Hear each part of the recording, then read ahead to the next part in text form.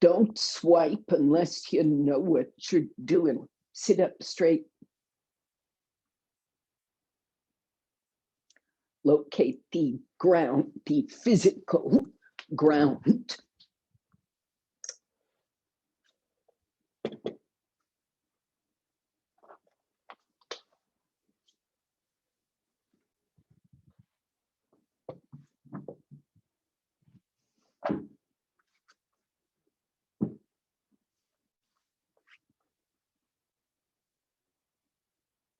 Physical ground.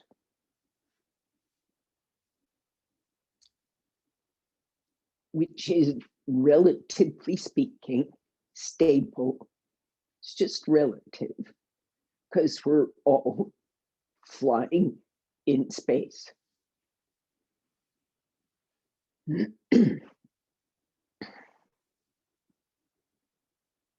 But there is this ground, immediately accessible through our senses. This is Prakriti. So are we. So from that ground, stretch up.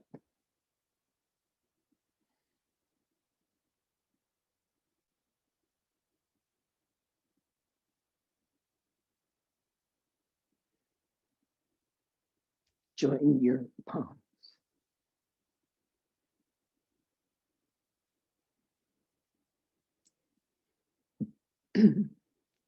Begin or continue linking this exhalation to the ground.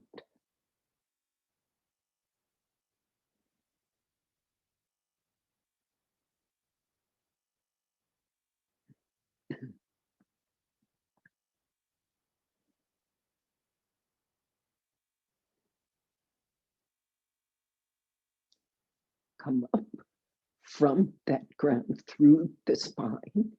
I've been focusing on this middle region, the transition between the lumbar spine, lower body, and the chest. The chest meaning the heart, lungs, shoulder girdle. So right here, this transition, so top of the abdomen, diaphragm has to lift, ribs lift, spine lifts,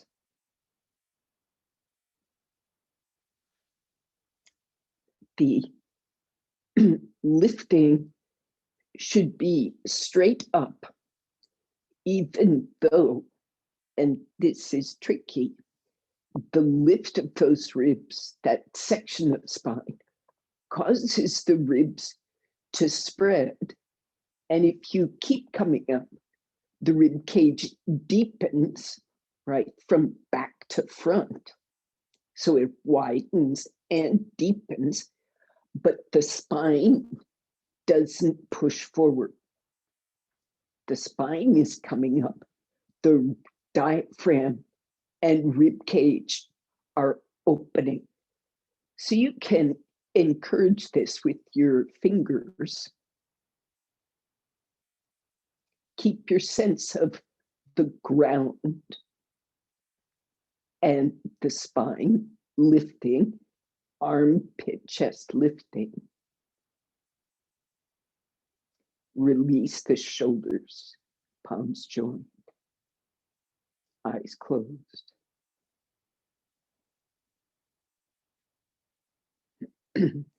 If that lift went properly, the diaphragm is freer. And there's a sense that the physiological heart is lifted. Your heart is technically, anatomically attached fascially to the diaphragm. So if you harden and push the diaphragm in whatever direction, the heart goes there too. The heart is pulled or pushed. So if you lift and open that diaphragm, you elevate and release the physical heart. See if you can kind of find that the lift should not pressurize the heart.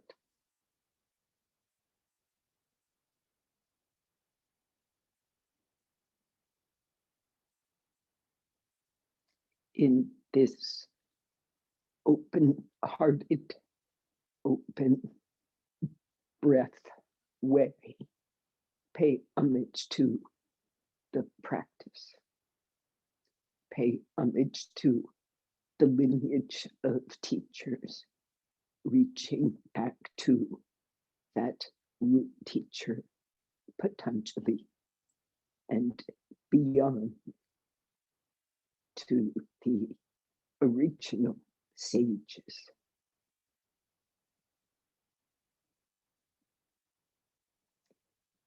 Keeping your heart lifted, breath soft, bow to this heart and this practice. Release your hands, raise your head, open your eyes, stretch your legs. To shift the camera just a little bit. Stretch your legs very well. Dandasana.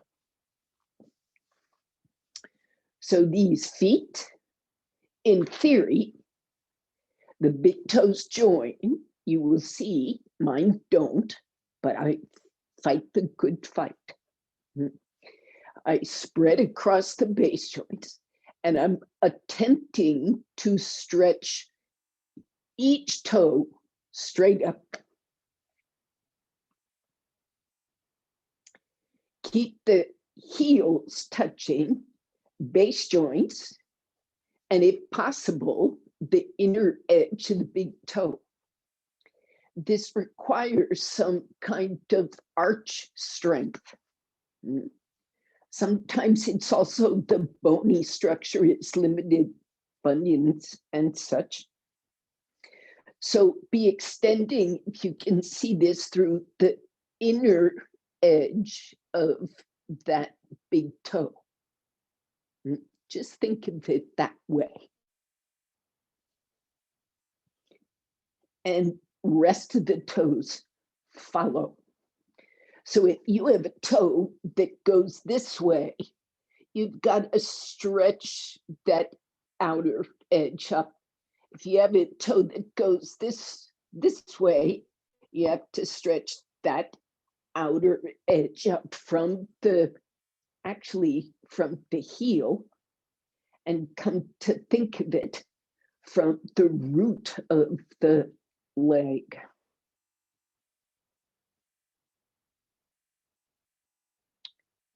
It's a study. Take the legs wide apart. You can sit on truly whatever height suits you, keeps you comfortable. Take the legs wide. And the only rule is you got to be able to locate the ground and stretch the spine up.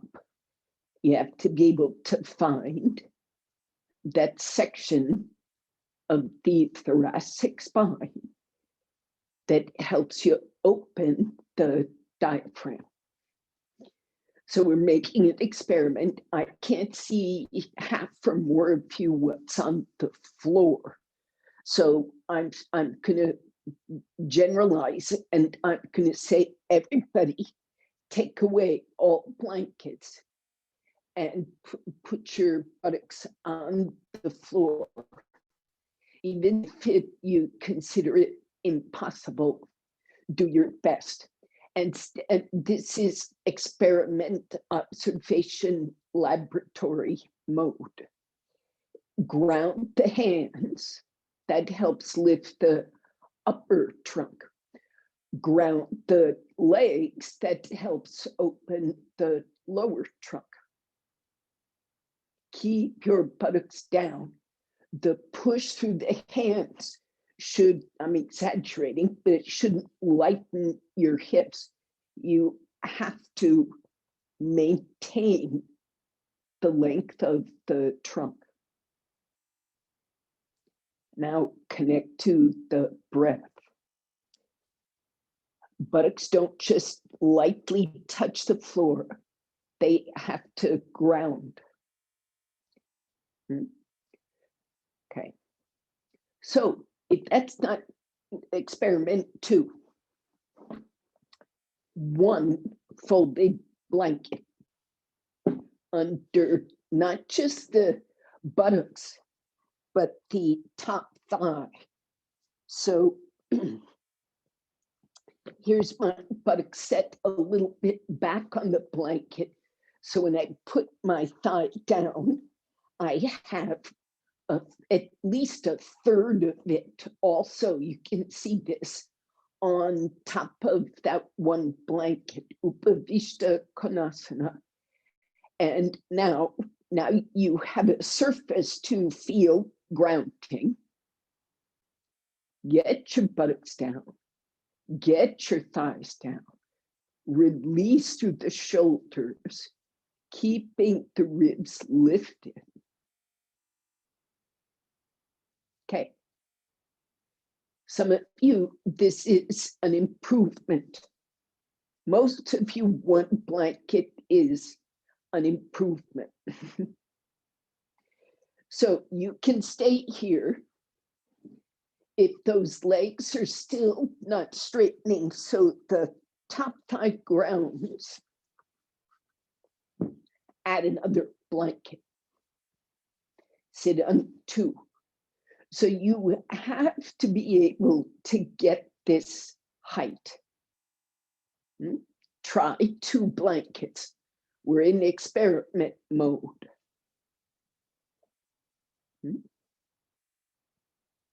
So for some of you, this will be abnormally high. See what you get from it.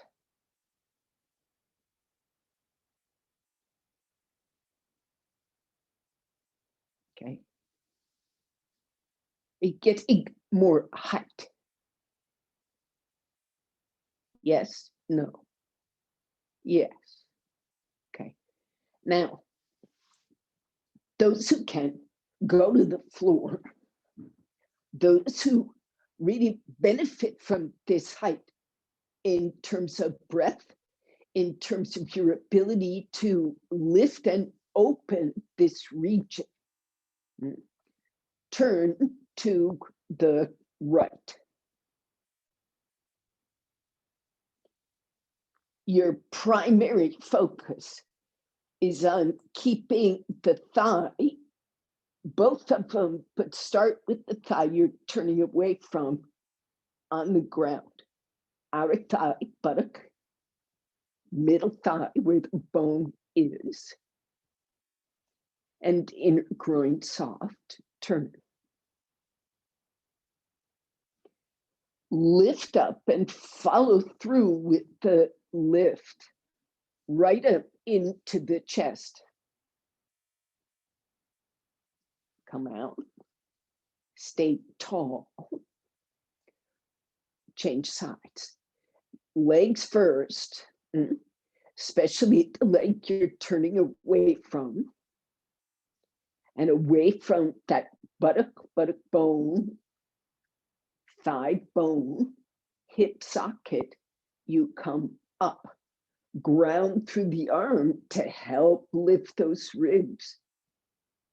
Now, what is happening at the level of the diaphragm and the heart? What is happening with the ease of exhalation and come out. Now, Baddha Konasana. And I'm pretty sure most of, I'm not going to discuss blankets anymore, except to say you can experience for yourself that with the legs wide apart, it's easier to tilt the pelvis upright. When you create an extra, see it, external rotation coming into Baddha Konasana, for many of us, that pelvis winds up tilting. And if that's happening, the vertical space is more difficult to get. So most people take blankets, at least one,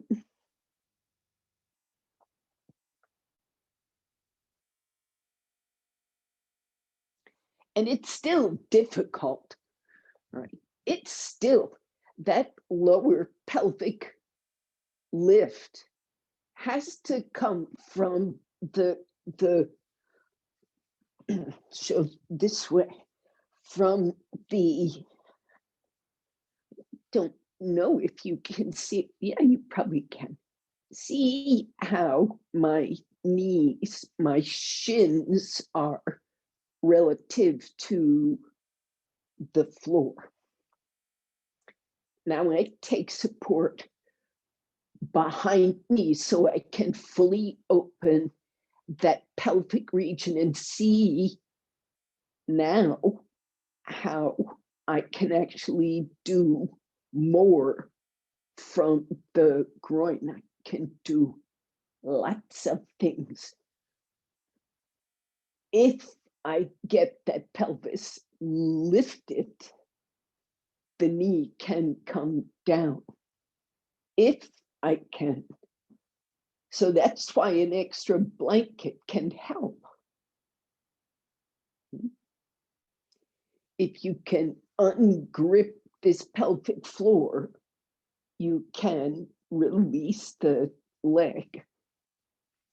Ungrip the pelvic floor, release the leg.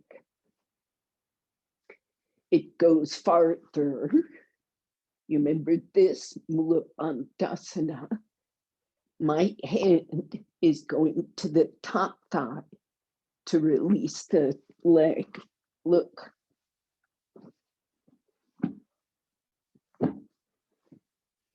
I'll show two ways. Two blankets, this could be three, could be a bolster. And a chair. This is when those hips, like yay, when the hips are quite tight, set up a chair with a sticky mat. I'll show the high, tall way first. Karen, yes, you too. Everybody, you'll, even if, who is this here? Jesse Timmons, you look pretty good in your Baddha Konasana, but you should work with the chair. This is Mula Bandhasana. And if all goes well, you'll be back on the floor in Mula Bandhasana in no time. So if you've got a chair or a stool, you'll take the same approach. It's just safe because, Jesse, I don't know you.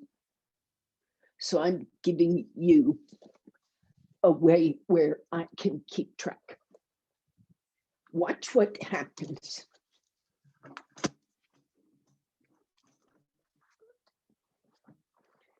I sit on the chair with some sticky mat in front because it can be tough on the toes.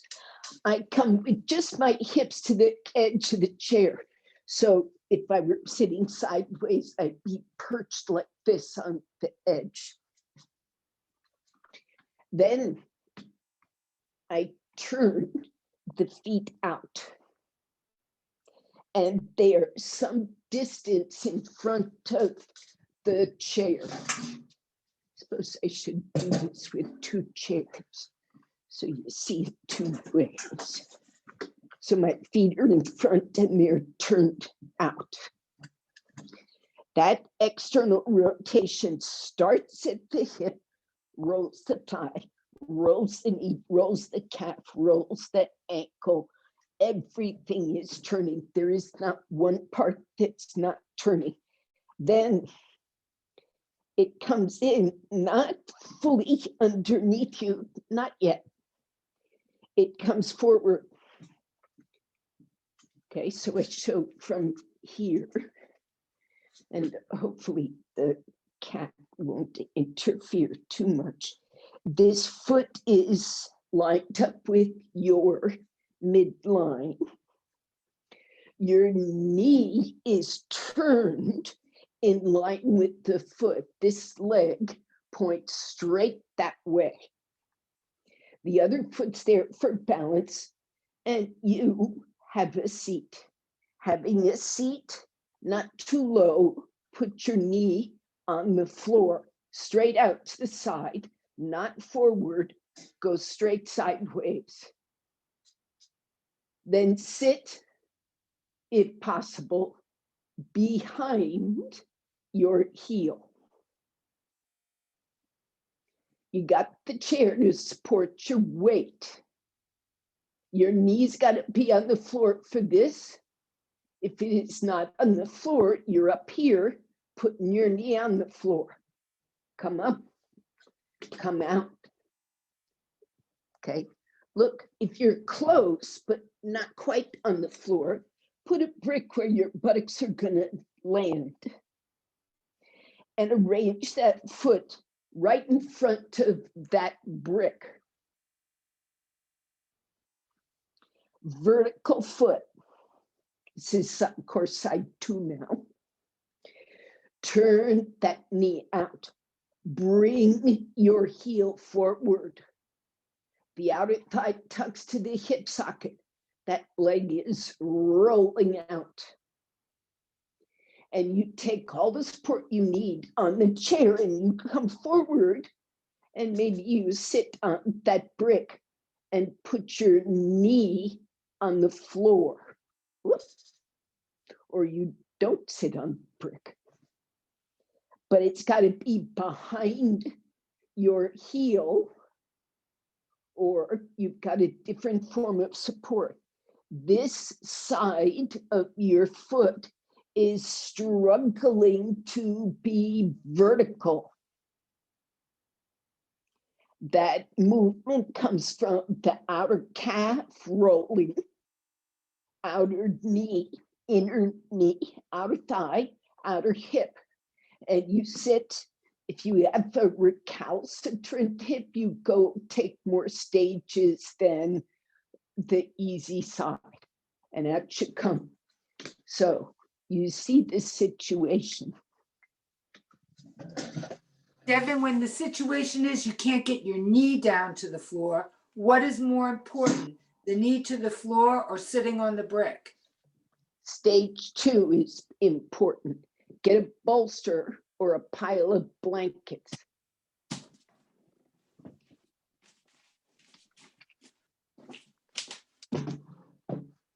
Point that chair toward and away from the camera.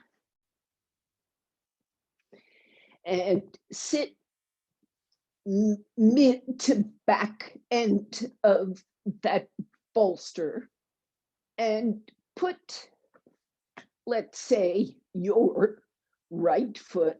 We've been starting with my right foot, so let's keep that up. Put your left foot on this bolster. And first you put it, you see where my heel is, it's right there in the center. You might think of it as Janu Shirshasana like. Okay. But then you want to, how you doing, Karen? Just one leg, okay?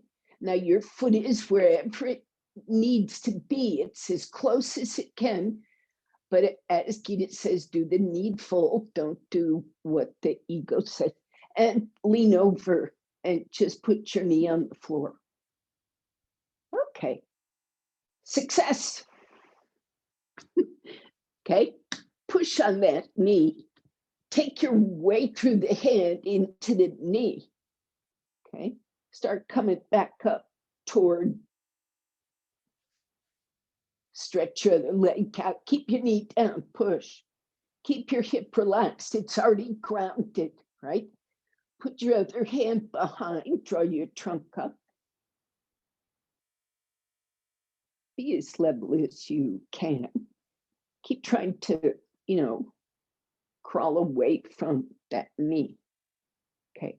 So Karen, it's working a little bit. Yes, higher might work. Rounder, broader. Change sides. Help that leg out. Cross the other. Do the rolly actions. Turn your foot, turn your ankle, turn your calf, turn that knee, turn that thigh, turn everything. More trouble you have, ankle, calf, knee, hip, wherever, more trouble, more you struggle to get that basic external rotation, then tip. This is my bad hip side leading to a challenging knee, challenging hip, challenging knee. So this is how I work when things are sore.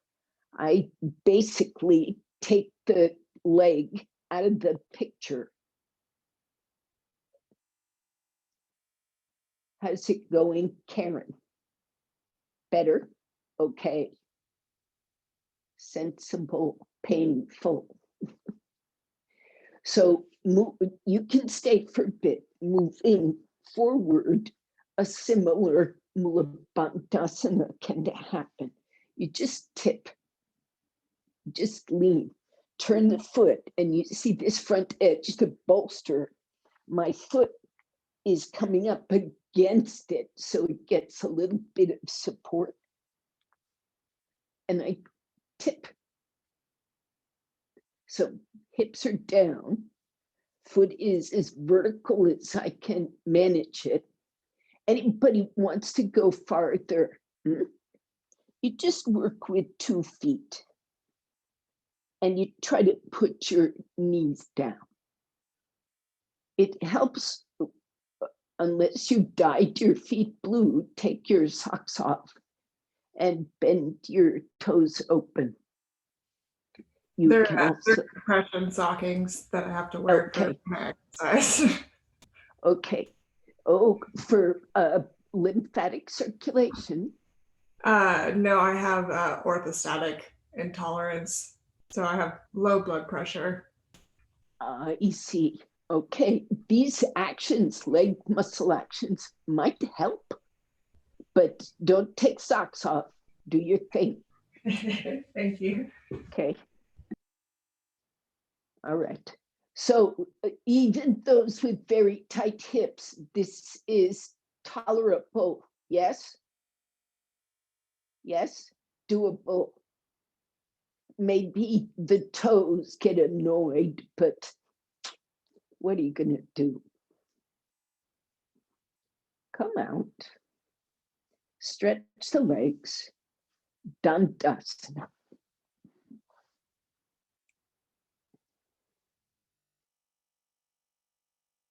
Okay. Now,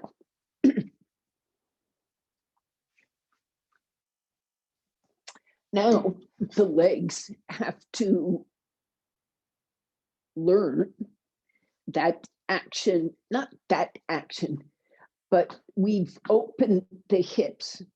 So we're just going to do something to preserve that opening. Brick goes, and I prefer brick to a bolster. So a brick goes under the hips, somewhere comfortable. Before you do, and if you're feeling sparky, raise that brick. Okay. Now you center it toward the lower sacrum, tailbone, ground the upper arm from shoulder to elbow, and roll your shoulders under. So you've got some lift here, free lift, fresh lift in this section that opens the diaphragm. You can keep your elbows bent, shoulders rolled as you stretch your legs. The feet do not have to touch. Don't join the legs.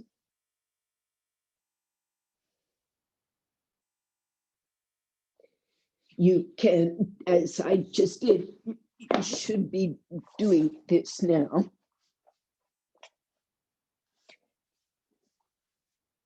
Now, I will say the higher the brick goes, that middle height is a great way, Karen, to fully stretch the legs, create no sort of breakage in the line.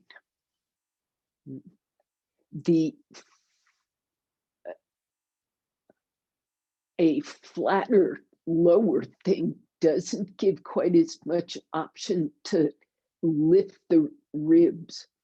But if it is too high, you cannot fully stretch the leg. So you get these kind of three bears approach you must take. Stretch the legs and connect that hip and groin that you've been stretching, grounding. It's now up in the air, but you have to seek the ground with it. Release the groins, lift up through the pelvic region, which now can fully lengthen, right? So different from Gay. I think that brick should be a little lower toward your tailbone, lowest sacrum instead of upper sacrum, and let the, yes. Now, if there's a lot of stiffness and the shoulders won't go to the floor, raise the heels rather than raising the shoulders. Breathe coming up into that rib cage. So there's two focal points here. One is those hips, legs stretching out to the foot, go to even to the inner heel. Push out through the inner heel. Remember your Dandasana feet. And stretch that leg from the groin. If the flexibility is there, the legs can come together, but don't block, impede, harden the pelvic abdominal diaphragm breath. Keep lifting, spreading that diaphragm so the ribs widen and deepen as the diaphragm frees up. F-R-E-E-S, frees itself.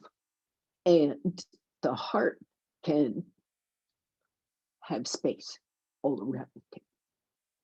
Come out slowly. Bend your knees. One thing at a time. Hips come up, brick comes out. Stay there with the hips up for a bit. Integrating the breath there, and then come out and come fully to rest in the spine before you sit up. Knees bent, knees straight. You take what makes sense. Then stand up, or better yet, roll over to Adho Mukha Svanasana. Just roll over to hands and knees. Park those palms flat on the floor. Arrange those feet, toes turned under. Now you've just done Mula Bandhasana with those feet. So take some time here to stretch your toes and the sole of the foot. Park those feet, those toes exactly where you want them to be in the dog pose. And then if you see this, push back with the knee so that calf stretches, the Achilles stretches. Now relax. Oh, and if you're like me, you after the fact, you tuck your shirt in. Then relax the breath, connect the breath up into the diaphragm, push out through the arms, away from the skull, away from the spine. And you go up slowly and by stages, meaning come off the knees, take some breaths, ground the hands, open the diaphragm, stretch the ribs up with the connection from palm through that middle rib, middle spine section, all the way to the hips. And when you stretch your legs, at the end, the connection comes up through those groins. Now your hips are doing something very different from Mula Bandhasana, but the open space, the breathability should be there. Move back through, up and back through the thigh. Work with exhalations. Deepening the exhalation if you need to.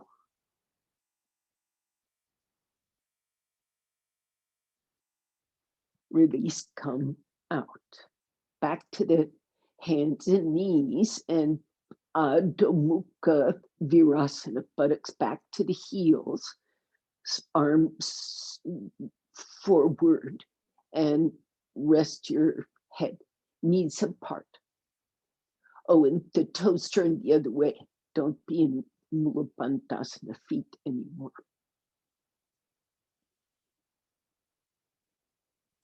Now come up, and I'm going to show two versions of Supta Virasana, that is reclining Virasana.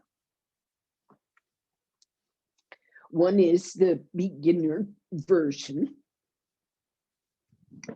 and for it you need probably one tall brick. It's a bit of a balancing act, so just watch first and you'll see. Way better to have a heavy wooden brick than a lightweight foam brick. The foam brick is going to be just a nuisance. Nothing but a nuisance. So you will sit in Virasana at first with your butt bones perched.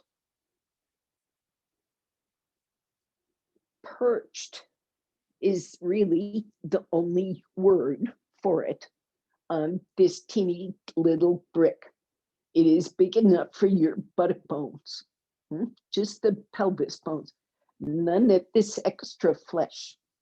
Okay, now you see the height of you is your middle ribs are somewhere near this chair. So watch. I have to bring my hips up and turn, and I'm holding the brick with one hand. So I'm now sitting on my tailbone, not my buttock bones. And that chair edge I've moved. So it's right at the hinge point of the diaphragm and rib cage. And if that's just impossible, two things. You get an extra brick, and it could be foam, it could be, I just grabbed the nearest one. One, you can back the chair up so it's a vertebra or two higher, and you can support your head on this brick. So the curvature is tolerable. You sit and threading your arms in between the front chair legs, the chair back, you can stretch. Now, the more conventional Supta Virasana might involve a brick under the chest and a brick under the head as an intermediate phase. If you're feeling sparky, you can go right to the floor.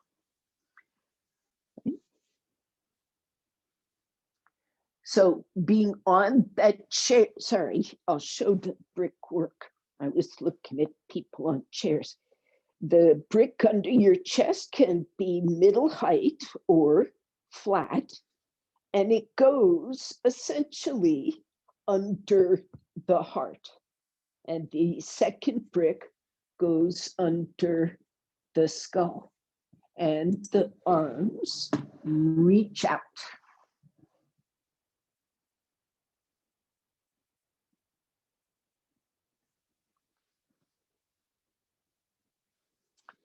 In all cases, the buttocks extend toward the back of the knee, and the front thigh maybe glacially moves toward the knee. The abdomen deflates, and the spine can lengthen. It can relax toward lengthening. Okay. So if those knees go very wide, you can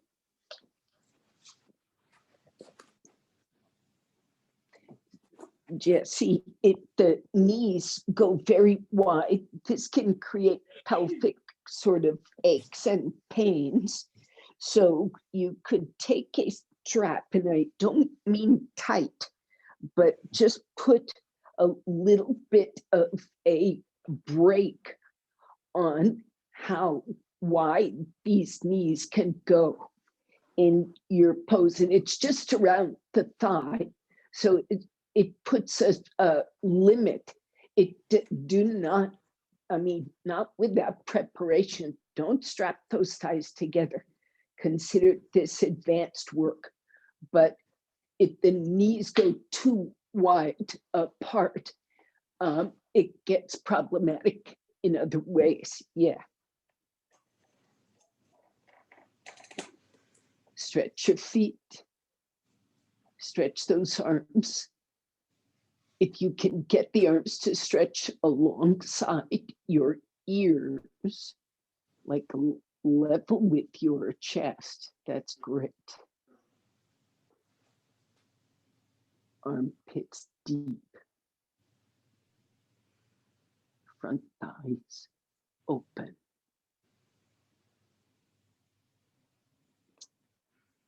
Okay, now come up. Okay.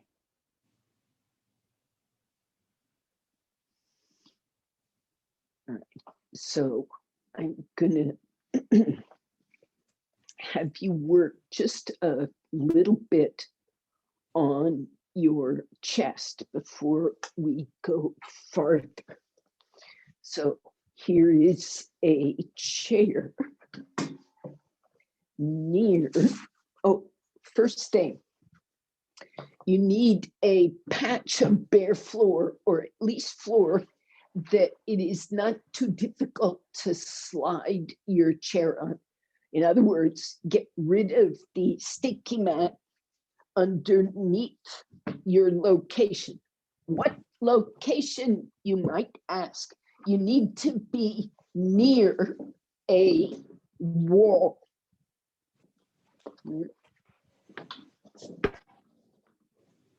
So you see how much I'm clearing.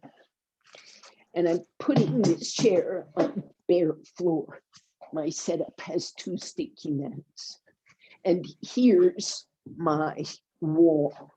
I'm going to turn the camera so I'm a little more centered. I might even bring it closer. Okay, so you can see bare floor and you can see sticky mat. There is no serious reason for this sticky mat on the chair seat, except my bottom gets cold in weather like this. That is all. You can put a blanket or an extra sticky mat over the back of the chair. It's a comfort thing. Sit in the chair, move the chair far enough away from the wall that leaning your middle rib cage just below the shoulder blades against the chair, you're an arm length from the wall.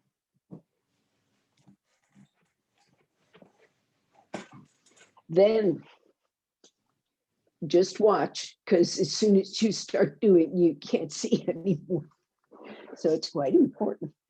Put your heels up on this chair, legs, and ground those heels. That means your calf has to put its weight into the heel, not the toes. Keep the heel grounded. Hook your elbows. Relax the abdomen, groins, these thighs have to be seated, and the ribs lifting up and away. Your head is forward, not back. So you're coiling these middle ribs over the chair seat. Then your feet go down, heels down, hips up, support your head. If you're balanced right there on that middle rib cage, it's balance. You have balance. Support your head. Relax your breath. Push the heels down. Let the chest open. Do this keeping your breath free. If the skull will have it, let your head go. Raise the hips and stretch your arms. And if all goes well, your arms will be able to straighten somewhere down the wall. If not, you come out, move your chair forward, repeat. Now watch those knees going wide. Can I watch you do this, or do you need to see me repeat it without too much talking? Go. Keep that part just below the shoulder blades on the chair. Hook your elbows, roll your chest open. As soon as that chest gets vertical, support your head. Take away the strain in the neck, and the breath will come more freely. Watch those heels on the chair. Press down through the big toe base joint, the inner ankle. That's going to help you keep your legs from wandering wide.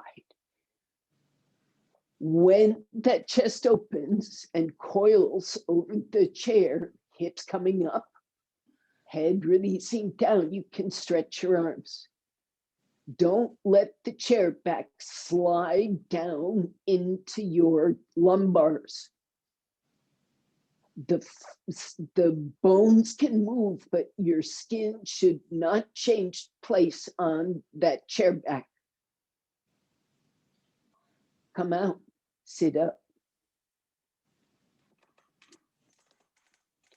Now, if you feel that that chair back is too, sharp, too pointy into your back, you have all kinds of options. You can change, from a blanket to a sticky mat, and you can extra fold that sticky mat. See how I sort of doubled it. The width of this, when you think about it, is pretty much the width of anything that's going to be touching this chair back. Like your side ribs don't touch the chair anyway. So this is, you know, its narrowness, this narrow is not an issue. So those who feel like they're getting stopped a bit in being able to keep the breathing connected, be getting stuck. Two solutions. One is sort of broaden the curve, increase the width of the curve. And the other is change your location, be a little more careful, and make sure, let's see, be very specific. You start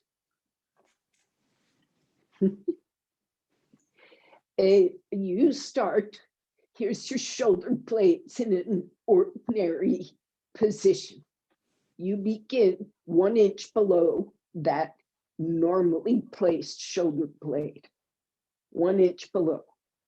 Then you hook your elbows and you hook your heels. And then watch this groin dropping, ribs lifting, kind of up and over the top. Dig the shoulder blades down, head still forward. As soon as those shoulder blades come up, when you're up, your shoulder blade should still be in contact with the chair. Keep those shoulder blades, even as you stretch your arms overhead, keep your shoulder blades in contact with the chair. So when you push your elbows straight on the wall, you should run into the chair with your shoulder blades, and that should encourage you to open that top chest more. How's it going, Jesse? Blood pressure wise, head space wise. So do you get dizzy doing this? Inversions are difficult. So downward dog, going backwards. I see, letting, and it's even if the breath is good. Mm-hmm. So one thing you could do is not let your head down. Okay. I'm not sure if that'll work in, I mean, it won't work in every backbend shape, but it could work in the sense of you keeping this action.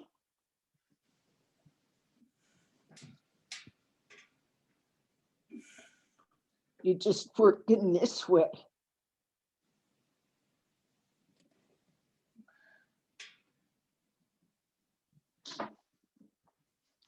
And you experiment with, it's got to be something you can, it's probably better done in different supports. But just out of curiosity, did it begin there?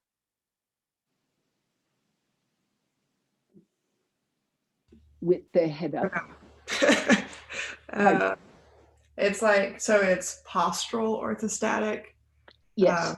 And so. That's what I mean. So if this kind of posture was it's not as bad here, but as soon as I go neutral. That's right. So you stay in what we in yoga call Jalandhara Bandha. There's a lot of backbend possible in that neck shape with the rest of the spine. So don't feel discouraged. Feel like there's opportunities here to understand more about extension. Okay. This is me in my situation with the vocal tremor. It gives me an opportunity to really understand much more about the nervous system than a regular person.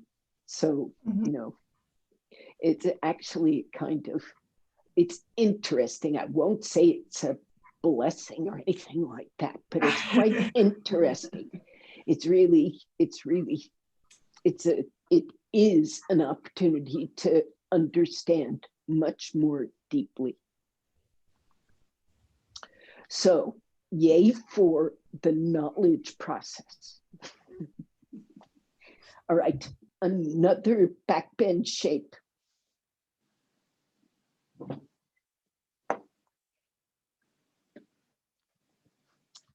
Taken into account, let's see, find a sticky mat on the ground, and maybe you've got a second sticky mat to roll up. Wait, if you've got a second sticky mat, instead of rolling it up, I have to change the camera. Instead of rolling it, you want to fold it in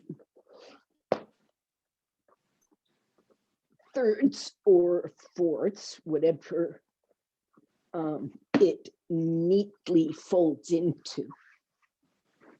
So if you see that, that's 1, 2, 3, 4 folds. Okay. And it goes lengthwise. And I keep it neat and I sit upon it. And then I put all of my spine I can manage to get on it, except not my skull. Okay. So it means this area at the base of the neck, the top thoracic, and actually even the bottom cervical are on that support. And you see how I'm supporting my head. So at present, there's no drop back. Now, as I come up through the hips, maybe the head can come down. You should attempt to stand on your fingers with your heels and roll the shoulders down and raise the hips. Okay, let's see what that does. Increase the rate of breathing, Jesse. Exhalation in particular. That means be a little bit sharper and more complete with the exhalation. Press the arms, keep the head and neck and throat quiet. Give me a hand signal if this is going okay or bad. Still trouble? Chancy. Like maybe, maybe not. Okay. When the breath changes, speak. Oh, I didn't hear what you had said prior to that. Keep observing there may be a helpful relationship between increasing the rate or velocity of breathing and overcoming the BP change, sort of opening the chest, opening the throat, keeping Jalatapanta. So did you experiment much with sharpening the breathing? Can you explain what you mean by sharpening? Sharpening usually means an increase in velocity, like So just instead of pushing it out. instead of trying to make a light thin thread of exhalation, I am trying to actually move it somewhere, connect it somewhere, to the feet, to the hands, Okay. to this chest, and the inhalate. So this is actually an energy movement that you're doing, and the breath is the kind of leader of it. Okay. So I'm trying to make it so that your BP doesn't get a signal to drop. Instead, it gets a signal to hold steady. Okay. I'll try that breathing. Wake up, don't drop. Okay. You do get it tried now. Okay. The rest of you, I see you have been repeatedly trying. So right up off the floor, before there's any hint of trouble, Jesse, you work with you come off the floor, sharply exhaling. And immediately inhale, don't indulge the pause. I'm definitely not suggesting you hyperventilate, but it's an issue of where that focus is going.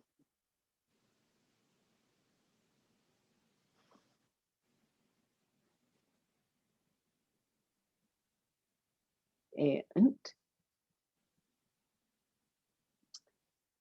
the rest of you, all of you, come out.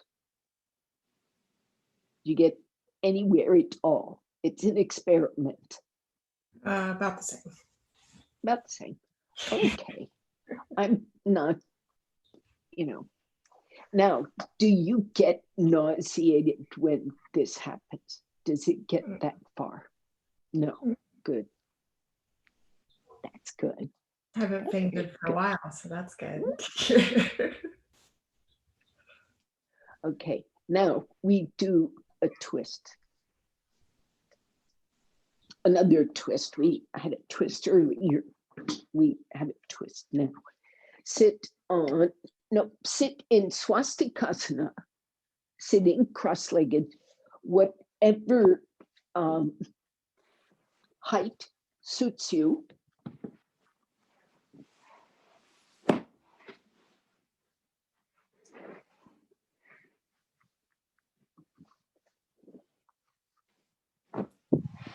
Sit up straight and turn to your right. Let me say, beg pardon. In swastikasana, try to keep the pose compact if possible, if it doesn't irritate the knees, instead of taking this wide pose. And turn. Now at first, the palm faces the knee and reaches out, presses down.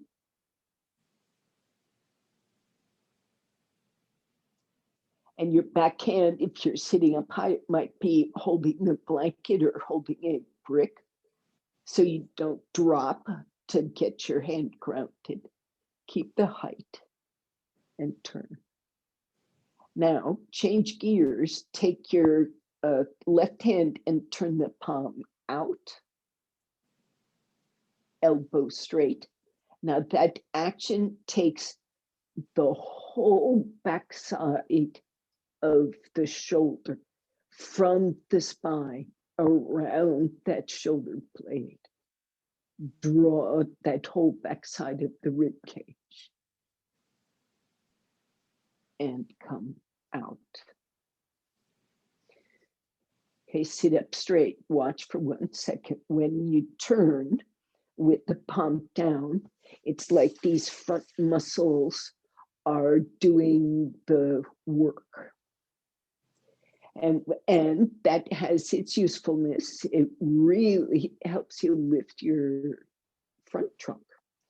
But when you change gears now, it's when you turn this arm and create that external rotation, you're tying yourself in to the strength of the shoulder girdle, the back shoulder girdle, to draw that rib cage around. Instead of the front, you're working with the strength of the back. So that should be noticeable to your senses. That right arm is reaching around the side of the thigh and come out. Change the crossing and repeat the pose. So if the legs go much wider, like the way many of us sit, cross-legged, sort of with the feet under the shins instead of the knees, what it does is there's nothing wrong with it, but it makes it harder to make this shoulder back rib connection unless you're a good twister. The wider part the knees go, the more this arm has, more this side has crossing over to do. So you make it a compact pose that rotate. I can actually hold on to my heel, hold on to my big toe and help. Anyway, make that pose narrow in the side view.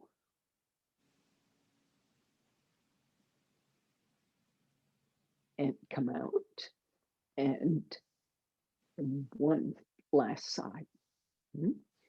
Another little hint that is helpful to me, if instead of crossing right at the knee, if I start down close to the hip, my arm is close to me, and as I stretch, my arm is actually helping not just that back shoulder, but my whole arm is helping those ribs come around in that pose. So the hand starts close and gradually it stretches toward the knee.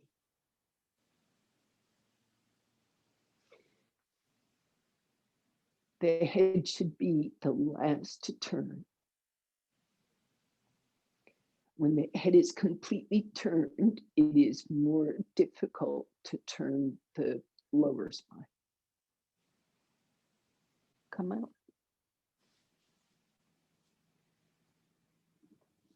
Are you okay?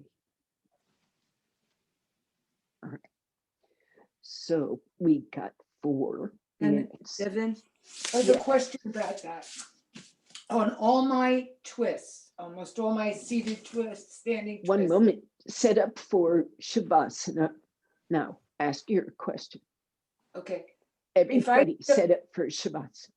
If I don't allow a little bit of movement in the hip and the lower back, I can barely turn. Am I supposed to be keeping the pelvis and the sacrum fixed? Or can there be some rotation? In this pose, I would say no rotation. Okay. Cheated. Be stable. So why is there? Now, you should not expect or encourage or ask for or demand, none of that, any rotation from the lumbar spine. Wow. Okay, none. Okay. In fact, once you stretch that trunk up and you start going into that twist, I don't know if you see it, maybe you can. I am starting to displace the pelvis. Do you see it? You can watch it in my shirt pattern. It's actually starting to displace, yes? Yes. See that? Okay, Mhm. now guess what? Counter rotation. I have to counter rotate. Okay. So it's less of a spiral and a real twist. There's a counter rotation. It is less of a rotation, right? The hip follows. It And is more of not a- a rotation. It is a, you know, the word is parivrita in Sanskrit. Sorry, Karen. But it means, forget Sanskrit, what it means is turning parivrita, turning on itself. Okay, turning on around its axis. So this base isn't going anywhere. This hand is actually telling your thigh to go toward the knee and stop that shift. So it's more about the inner body turning around the spine than the spine turning itself? Your organic body turns, even pelvically. Your spine turns, but it turns from this zone up. Mhm. It's the thoracic vertebra that are revolving. And the place the thoracic vertebra are most free to revolve is above the lumbar and before the sternum. Above the lumbar, once you get to the sternum, those ribs are fixed in front and in back. Uh-huh. Okay. And below the sternum, they're not so fixed. Yeah. There. Okay. Samana Vayu, lower thoracic, the base of the diaphragm. You can think of the zone that twists as between navel and sternum. That is the primary zone. Your shoulders are doing a huge amount to lift that trunk up. But when you face sideways, right, with your shoulders, the twist here is already mostly accomplished. Otherwise, we wouldn't see this. We would see just shoulders. But that turning of the sternum, that's happening right here. Yeah. Okay. Thank you. Shavasana, it's 9:16, it's class time. Kaput, but you still need a rest.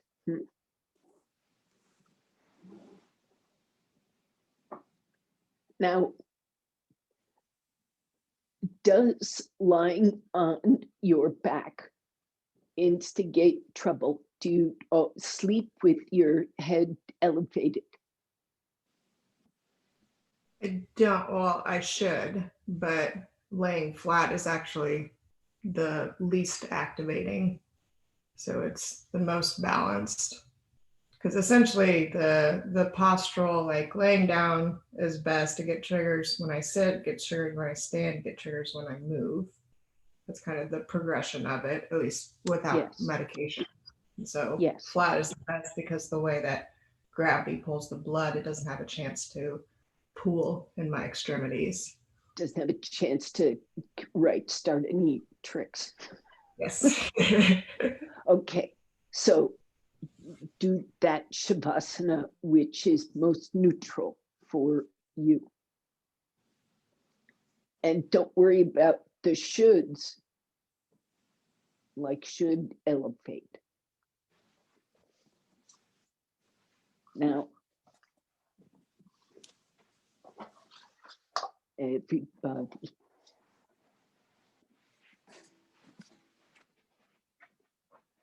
I thank you for class. Don't come out of Shavasana on my account, but I must move on to another obligation.